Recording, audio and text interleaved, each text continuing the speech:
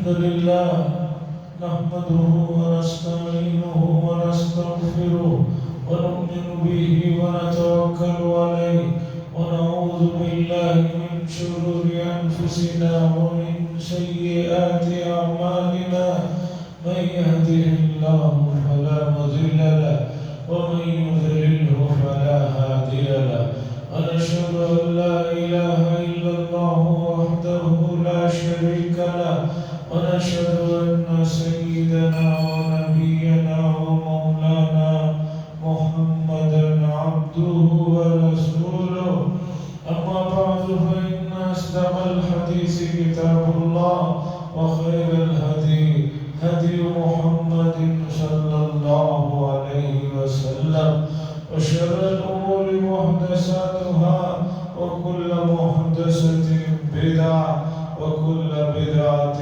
ضلالة وكل ضلالة في النار. قال الله تبارك وتعالى في القرآن المجيد والفرقان الحميد وما أرسلناك إلا رحمة للعالمين. وقال تعالى لقد كان لكم في رسول الله أسوة حسنة لمن كان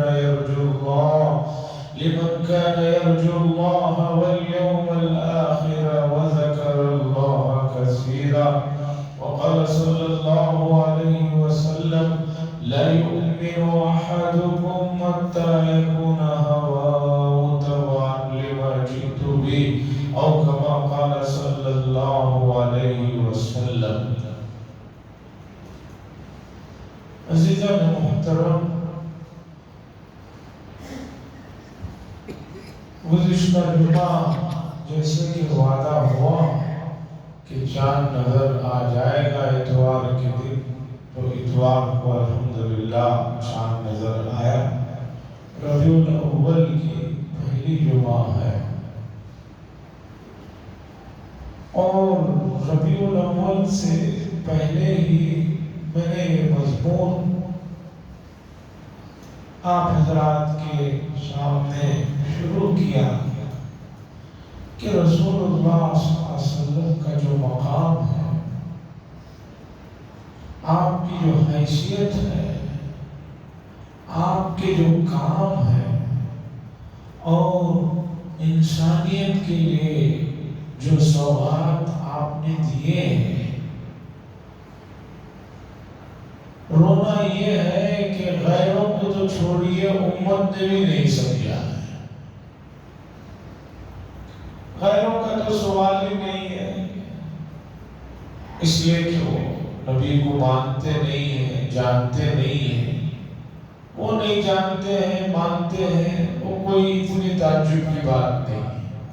رونا یہ ہے امت محمدیہ میں رہتے ہوئے امت کے افراد، نبی سے محبت کا دعویٰ کرنے والے احباب رسول اللہ صلی اللہ علیہ وسلم کی زندگی اور آپ کے جو کام ہیں اس سے بالکل لاواقف. جہالت بدترین چیز ہے. آدمی کا جاہل ہونا اس سے بڑھ کر کوئی عیب کی چیز نہیں ہے. جہالت ہی آدمی سے وہ تمام غلطیوں کو سرزد کراتی ہے جو نہیں ہونا چاہیے. اور اس امت کی خوبی یہ ہے کہ اس امت کو تعلیم یافتہ امت ہونا چاہیے، لیکن افسوس یہ ہے کہ امت ابھی جہالت کے دلدل میں ہے. اور جب تک جہالت دور نہیں ہوگی تب تک آدمی کو اپنے مقام کی، اپنے مرتبے کی، اپنی حیثیت کا پتہ نہیں چلے. اللہ نے انسانوں کو بہت بلند مقام عطا فرمایا۔ قرآن نے کہا وَلَقَدْ كَرَّمْنَا بَنِي آدم، ہم نے اولاد آدم کو بہت مکرم اور معزز بنایا۔ قرآن نے دوسری جگہ پر فرمایا خلقت بیدی، اللہ فرماتے ہیں ہم نے اپنے ہاتھوں سے بنایا حضرت آدم علیہ السلام۔ مفسرین کہتے ہیں کہ سب سے بڑا انسان کے لیے مقام اور شرف یہ ہے کہ اللہ نے اپنے ہاتھوں کی نسبت انسانوں کو بنانے میں کی، اور یہ فرمایا خلقت بیدی، اپنے ہاتھوں سے ہم نے پیدا کیا۔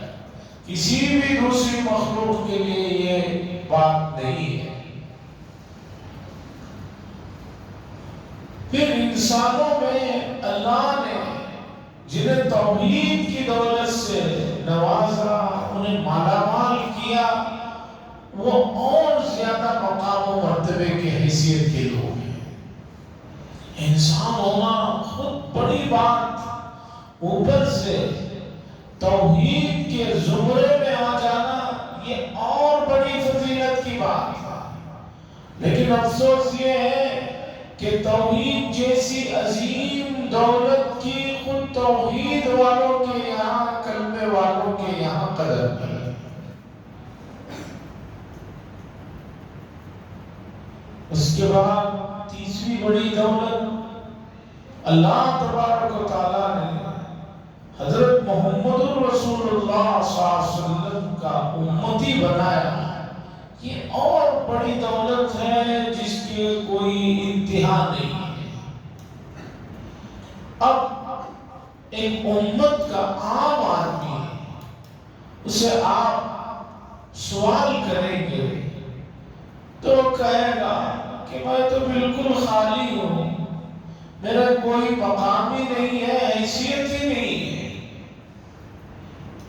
ارے بھائی ذرا اپنے مقام کو سمجھو کہ تم انسان ہو، پھر کلمے والے ہو، پھر تیسرا حضور کی امتی میں ہو، اور کیا چاہیے تمہیں؟ اپنے مقام کو نہ پہچان کے جہالت کے دلدل میں انسانیت جو ہے جی رہی ہے۔ باطل مذہب والے ان کے اپنے چیزوں پر ان کو فخر ہے، ان کو خوشی ہے، ان کو یہ اعزاز ہے، اور امت محمدیہ کے افراد اتنی عظیم الشان دولتوں سے مالا مال ہونے کے باوجود بھی ان کے اندر ان نعمتوں کا احساس تھا۔ تو یہ سب جو مصیبت آئی ہے یہ جہالت کی وجہ سے آئی ہے۔ رسول اللہ صلی اللہ علیہ وسلم نے ایک موقع پر ایک صحابی نے ایک ان کے غلام کو جو افریقہ کے تھے کسی بات پر ناراض ہو کر یہ کہہ دیا کہ تم تو کالے کی بیٹے ہو، تمہاری ماں کالی، تم کالے ہو، عیب لگایا۔ تو وہ صحابی جو غلام تھے وہ بھی صحابی تھے، وہ جا کر رسول اللہ صلی اللہ علیہ وسلم سے اپنا مسئلہ رکھا کہ مجھے اس طرح میرے مالک نے عیب اور عار دیا۔ حضور صلی اللہ علیہ وسلم نے ان کو بلایا اور بلا کر اس صحابی سے فرمایا اِنَّكَ اِمْرٌ فِيكَ الْجَاهِلِيَّةِ، تم ایسے آدمی ہو تمہارے اندر ابھی تک جاہلیت کی عادتیں اور جاہلیت کی بو۔ یہاں پر جاہلیت کا لفظ استعمال فرمایا، یعنی یہ چیز جاہلوں والی چیز ہے۔ یہ جو عیب اور عار دلانا اور یہ جو بری چیزیں ہیں یہ جہالت کی چیزیں ہیں۔ ان صحابی کو بہت افسوس ہوا کہ میں نے کیا کہہ دیا۔ اس کے بعد اس غلام کے پاس جاتے ہیں اور جا کر کہتے ہیں کہ مجھے اللہ کے لیے معاف کر۔ انہوں نے کہا میں نے معاف کر دیا۔ ان صحابی نے کہا ایسے نہیں ہوگا، معافی ایسے نہیں ہوگی، حضرت ابو ذر غفاری ہیں، انہوں نے کہا میں اپنے چہرے کو، اپنے رخسار کو زمین پر رکھوں گا، مٹی پر، تم میرے چہرے پر رخسار پر اپنا پیر جب تک نہیں رکھو گے میں سمجھوں گا تم نے معاف نہیں کیا۔ یہ جو مجھے اپنے نسب کی بڑائی کا احساس ہو گیا تھا اسے ختم کرنا ایسے ہی ہے، زمین پر میرا رخسار مٹی پر ایک رہے گا، دوسرا تم اپنے اوپر پیر یہاں رکھو تب میں سمجھوں گا تم نے معاف۔ انہوں نے کہا نہیں میں نے معاف، کہا نہیں جب تک یہ نہیں کرو گے میں سمجھوں گا تم ناراض۔ تو بات جہالت کی تھی، انسان کا جاہل ہونا اس سے بدترین کوئی عیب نہیں ہے۔ آپ سمجھتے ہیں یہ عیب کی بات ہے، یہ عیب کی بات ہے، قرآن و حدیث بتا رہا ہے کہ انسان کو جاہل ہونا، اپنے مقام کو، اپنی حیثیت کو نہ پہچاننا، اس سے بڑے کوئی عیب کی بات نہیں۔ اب بات آتی ہے محمد رسول اللہ صلی اللہ علیہ وسلم کی، جن کے ہم امتی ہیں۔ آپ کا جو مقام ہے اسے امت سمجھا نہیں ہے، امت کے پاس بہت گہری چیزیں تو دور کی بات، سطحی معلومات بھی رسول اللہ صلی اللہ علیہ وسلم سے متعلق نہیں ہے۔ بہت پہلے کی بات ہے، ایک آدمی ایک پروگرام میں کئی روپے جیت چکا تھا، مسلمان آدمی تھا، اس زمانے میں کافی یہ چرچے ہوئے تھے۔ اس آدمی کے درمیان محمد رسول اللہ صلی اللہ علیہ وسلم کے والد کے نام کو وہ نہیں پہچان سکا۔ 4 آپشن دیے گئے تھے، اس میں حضور صلی اللہ علیہ وسلم کے والد کا نام کیا ہے؟ جب سوال کیا گیا، ایک آدمی جس کے پاس اتنی بڑی ڈگریاں تھی، اتنا سب کچھ تھا، وہ محمد رسول اللہ صلی اللہ علیہ وسلم کے والد کا نام نہیں بتا سکا۔ اس سے اندازہ لگائیے کہ امت رسول اللہ صلی اللہ علیہ وسلم کے سلسلے میں کس درجے ناواقف ہے، کس درجے لا علم ہے۔ اگر یہ حال رہا اور خدا نہ کرے یہ سلسلہ رہا تو امت کی تباہی کے لیے اور کسی دشمن کی ضرورت نہیں ہے، اپنی جہالت، اپنی نادانی ہی ہمارے بیڑے کو غرق کرنے کے لیے کافی ہے۔ عزیزان گرامی، رسول اللہ صلی اللہ علیہ وسلم نے بحیثیت نبی ہونے کے، بحیثیت رسول ہونے کے اور بحیثیت انسان ہونے کے جو کام کیے ہیں، ان کاموں کو آج تک تاریخ نے مکمل محفوظ رکھا ہے۔ سب سے بڑی خوبی کی بات یہ ہے کہ جتنے انبیاء گزرے ہیں، ان انبیاء علیہ السلام کے ماننے والے اگر کہیں دنیا میں موجود ہیں تو ان کے پاس بھی ان کے اپنے نبی کے سلسلے میں کوئی زیادہ معلومات نہیں ہے، بلکہ بنیادی چیزیں بھی معلوم نہیں ہیں۔ مثال لے لیجیے، حضرت عیسیٰ علیہ السلام اس وقت پوری دنیا میں مسلمانوں سے بھی بڑی تعداد جو پائی جاتی ہے، وہ اپنے آپ کو عیسائی کہتے ہیں، نصارہ کہیے، عیسائی کہیے، کرسچنز کہیے، یہ سب الگ الگ نام ہیں۔ یہ ان کے نبی کون؟ حضرت عیسیٰ علیہ السلام۔ اب حضرت عیسیٰ علیہ السلام کے سلسلے میں بنیادی باتیں بھی ان کی اپنی مذہبی کتابوں میں نہیں ہیں۔ قریب کے زمانے میں عیسائیوں کے ایک سب سے بڑے عالم نے کہا کہ عیسیٰ علیہ السلام کے سلسلے میں سب سے صحیح اور سب سے معتبر اور پکی باتیں قرآن مجید کے اندر ہیں۔ کیوں؟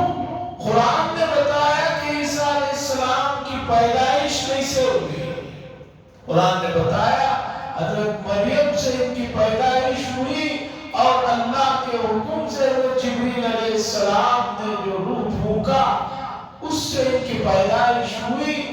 یہ صحیح بات ہے جو قرآن نے بتائی. ورنہ عیسائی نعوذ باللہ حضرت مریم کی شادی اور اس سے بڑھ کر بات پہ ہوتا ہے. لوگ حضرت مریم علیہ السلام پر تہمت اور الزام لگاتے ہیں.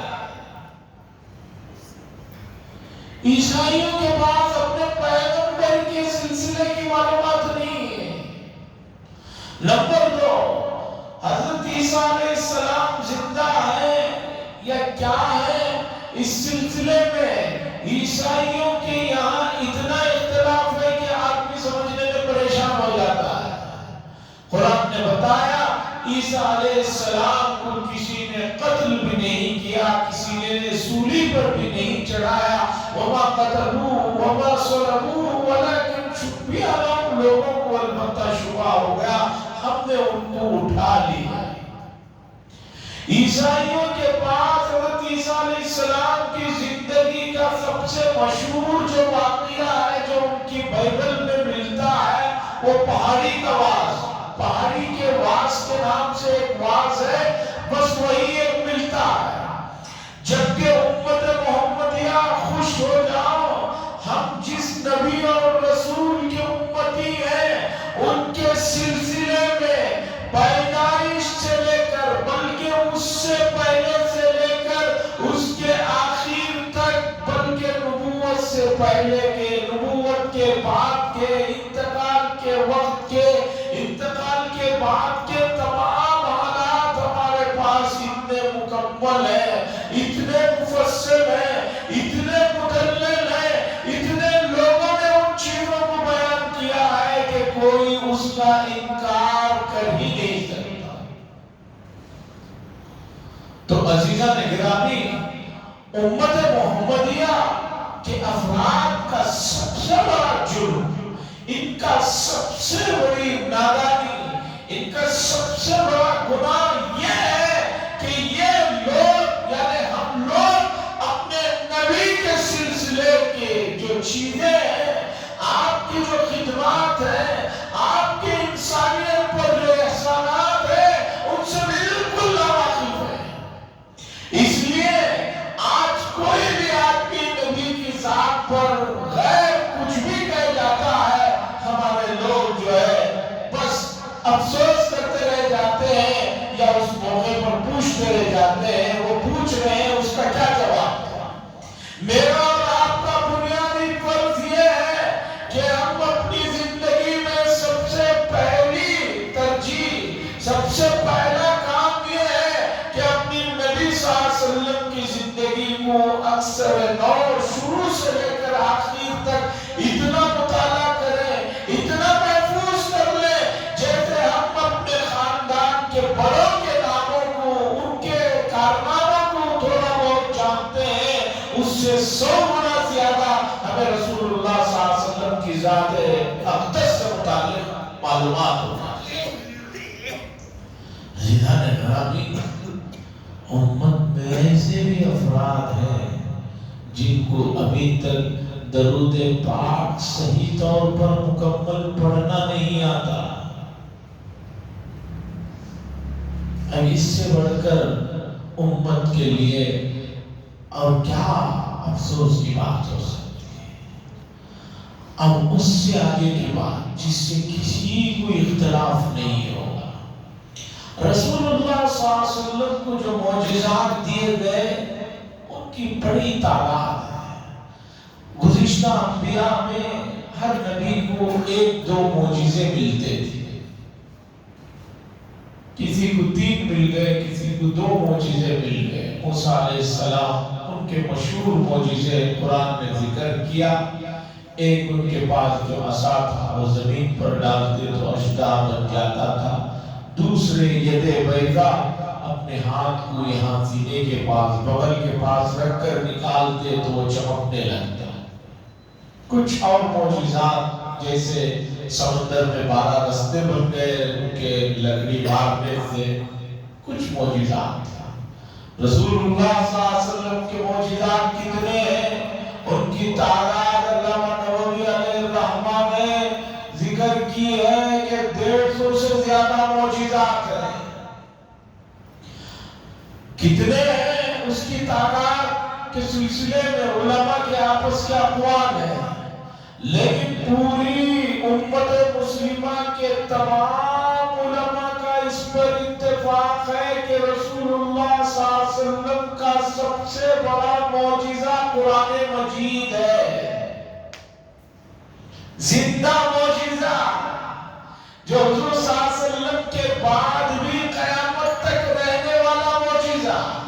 چونکہ بعض معجزات حضور کے انتقال کے ساتھ آپ کی ذات کے ساتھ وابستہ تھے، انتقال ہوا تو وہ معجزات بھی ہم دیکھ نہیں سکتے، لیکن سب کا اتفاق ہے کہ رسول اللہ صلی اللہ علیہ وسلم کا سب سے بڑا معجزہ وہ قرآن مجید، اس میں کسی کی کوئی دو رائے نہیں۔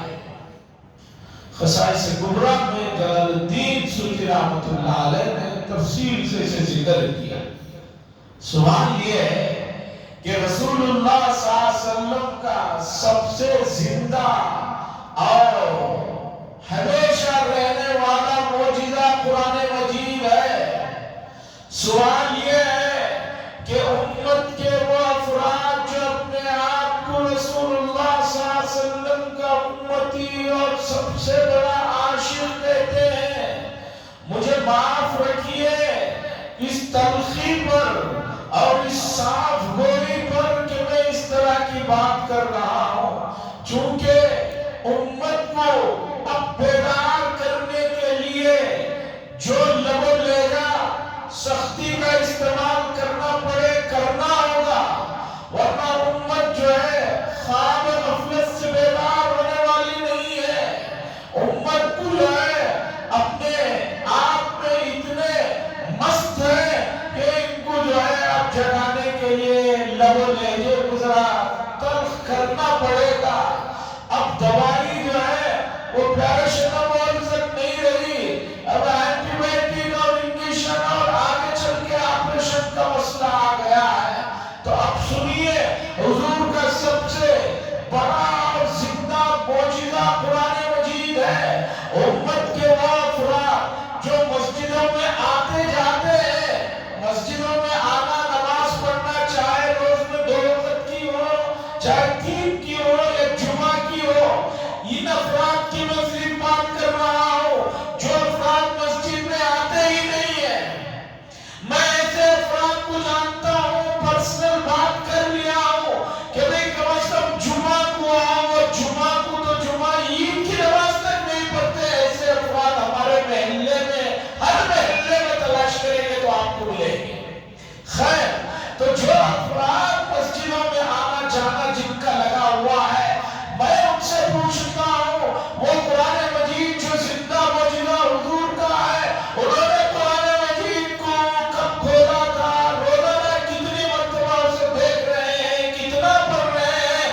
اگر ایک سوال سیرت کے موضوع میں اس کو رکھ دیا جائے تو ہر آدمی کو وہ کس پوزیشن میں ہے، اتنی بڑی غلطی میں ہے، اتنا بڑا جرم ہو رہا ہے، اتنا بڑا گناہ کر رہا ہے، اتنی بڑی حضور صلی اللہ علیہ وسلم سے محبت کے نام پر شیطان نے اسے دھوکے میں رکھا ہے، اسے پتہ چل جائے گا۔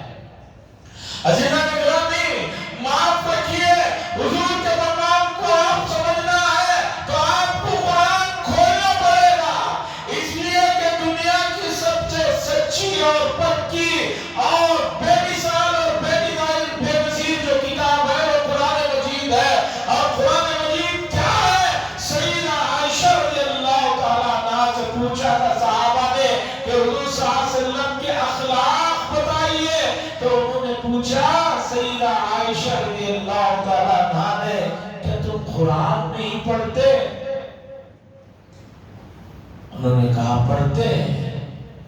تو سیدہ عائشہ رضی اللہ تعالیٰ عنہ نے فرمایا جو قرآن میں چیزیں مکتوب ہیں اس کی عملی تصویر ہے قرآن مجید، جو اس کی عملی تصویر ہے رسول اللہ صلی اللہ علیہ وسلم۔ قرآن کو پڑھے بغیر کوئی آدمی کہے کہ میں حضور کے مقام کو جانتا ہوں تو اس کی معلومات ادھوری ہے، ناقص ہے۔ عزیزان گرامی، قرآن مجید میں رسول اللہ صلی اللہ علیہ وسلم کے اوصاف کو بتایا گیا، تفصیل کے ساتھ بتایا گیا، آپ کی صفات کو ذکر کیا گیا۔ وَلَوْ كُنْتَ فَظًّا غَلِيظَ الْقَلْبِ لَانفَضُّوا مِنْ حَوْلِكَ، رسول صلی اللہ علیہ وسلم کے بارے میں بتایا گیا کہ آپ اتنے نرم دل ہیں، اتنے جو ہے شفیق ہیں کہ آپ کی اگر شفقت نہ ہوتی تو جو لوگ آپ کے آس پاس ہیں وہ نہ ہوتے، وہ بھاگ جاتے، وہ بھگتے اور دور ہو جاتے۔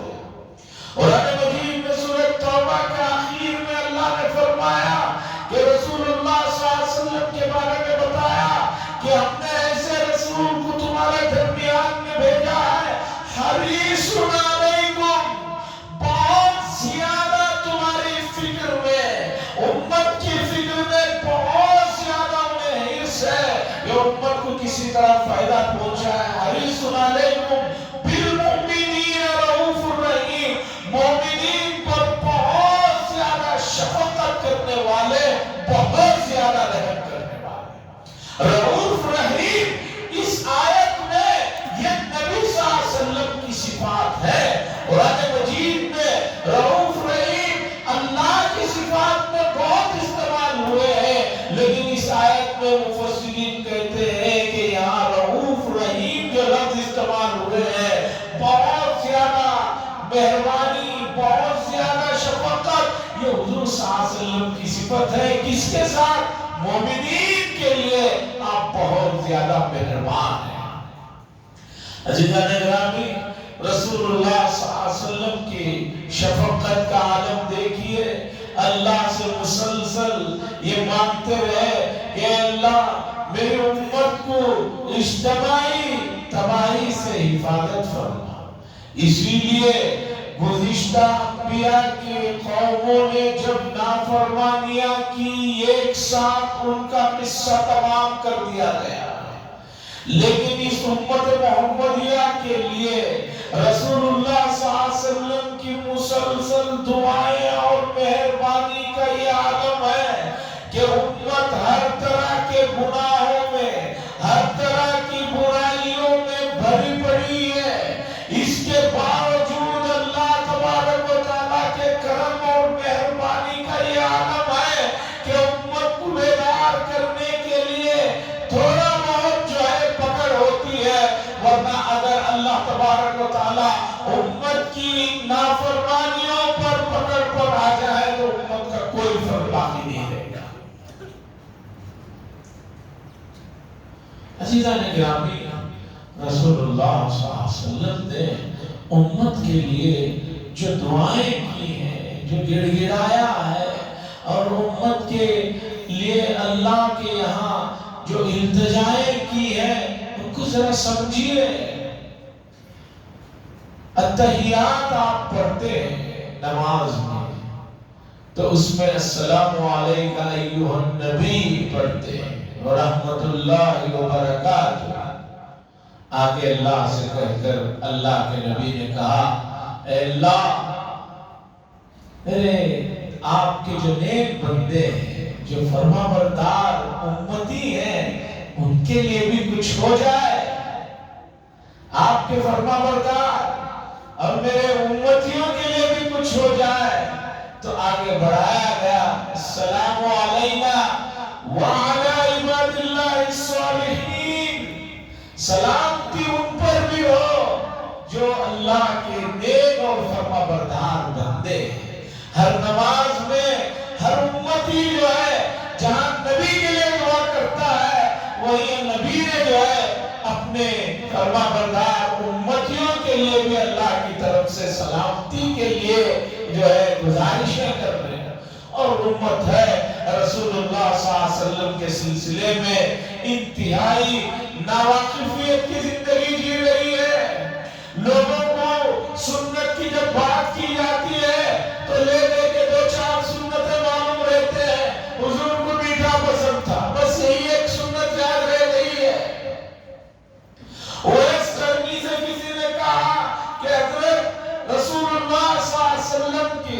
احد کی لڑائی میں دانت شہید ہو گئے، مشہور تابعی ہیں جنہوں نے بہت سے صحابہ کو دیکھا۔ اس پر سب کا اتفاق ہے کہ تابعین میں سب سے بڑے اور پہلے نمبر کے تابعی ہے حضرت اویس قرنی رضی اللہ تعالی عنہ وارضا۔ پتہ چلا کہ حضور کے دندان شہید ہو گئے احد کی لڑائی میں۔ اب یہ نہیں پتہ چلا انہیں کہ کون سے دندان شہید ہوئے ہیں، تو حضرت اویس قرنی نے کہا خدا جانے کون سے یہ ہوئے ہیں، آپ نے اپنے پورے دانتوں کو نکلوا دیا۔ عزیزان گرامی، صحابہ نے، تابعین نے، تبع تابعین نے اور اولیاء اعظام نے، کبار صحابہ کے علاوہ کبار تابعین نے رسول اللہ صلی اللہ علیہ وسلم سے محبت کے جو نمونے چھوڑے ہیں، ان نمونوں کو ذرا پڑھیے، ان واقعات کو ذرا جانچیے۔ خاص طور پر صحابہ جو بہترین جماعت ہے، ان کے واقعات کو پڑھیے، اللہ جزائے خیر دے۔ ہمارے محدثین کو انہوں نے صحابہ کے واقعات کو الگ الگ عناوین کے تحت جمع کر دیا۔ اگر گھروں میں ان واقعات کو، ان بڑے لوگوں کے تذکروں کو نہیں پڑھیں گے تو آنے والی نسلوں کے سامنے آپ اسلام کا کوئی مقام اور مرتبہ نہیں سمجھا سکے۔ رسول اللہ صلی اللہ علیہ وسلم کے بارے میں قرآن نے کہا وَمَا آتَاكُمُ الرَّسُولُ، رسول ہمارے جس چیز کا حکم دے دے فَخُذُوهُ، اسے لے لو، اسے اپنا لو، اسے پکڑ لو۔ وَمَا نَهَاكُمْ عَنْهُ فَانْتَهُوا، اور جس چیز سے منع کریں اسے رک جاؤ، دور ہو جاؤ۔ حضرت عبداللہ بن مسعود رضی اللہ تعالیٰ عنہ کے پاس عورتوں نے مسئلہ بھیجا کہ آپ یہ کہتے ہیں کہ عورتوں کا بھونک تراشنا اور ناموں کا ہاتھوں پر بدن پر گدوانا حرام ہے، کہاں قرآن میں یہ لکھا ہے؟ تو حضرت عبداللہ ابن مسعود نے فرمایا کہ تم نے قرآن کی آیت نہیں پڑھی مَا آتَاكُمُ الرَّسُولُ، رسول جو دے دے اسے لے لو، جس سے منع کر دو اس سے رک جاؤ۔ اور رسول اللہ صلی اللہ علیہ وسلم نے منع فرمایا، نہا رسول اللہ صلی اللہ علیہ وسلم عن الواشیہ والموشیہ، لمبی حدیث ذکر کی۔ عزیزان گرامی، لوگوں نے نبی صلی اللہ علیہ وسلم کے تذکرے کو بطور برکت کے سمجھ رکھا ہے کہ سال میں یا مہینے میں یا کسی موقع پر تھوڑی دیر کے لیے تذکرہ کر لو کافی ہو جائے گا۔ یہ برکت تو ہے ہی، حضور کا جب بھی تذکرہ ہوگا برکت تو آئے گی، اس میں کوئی شک نہیں ہے۔ یہ صرف برکت کے لیے حضور کو نہیں بھیجا گیا ہے، بلکہ ان کے اوصاف، ان کے اخلاق، ان کے عادات، ان کے طور طریقوں کو اپنانے کے لیے بھیجا ہے۔ اور قرآن نے اس مضمون کو کئی جگہ بیان کیا، میں نے اس کی ایک آیت ذکر کی، لَقَدْ كَانَ لَكُمْ فِي رَسُولِ اللَّهِ أُسْوَةٌ حَسَنَةٌ۔ اسوہ کسے کہتے ہیں؟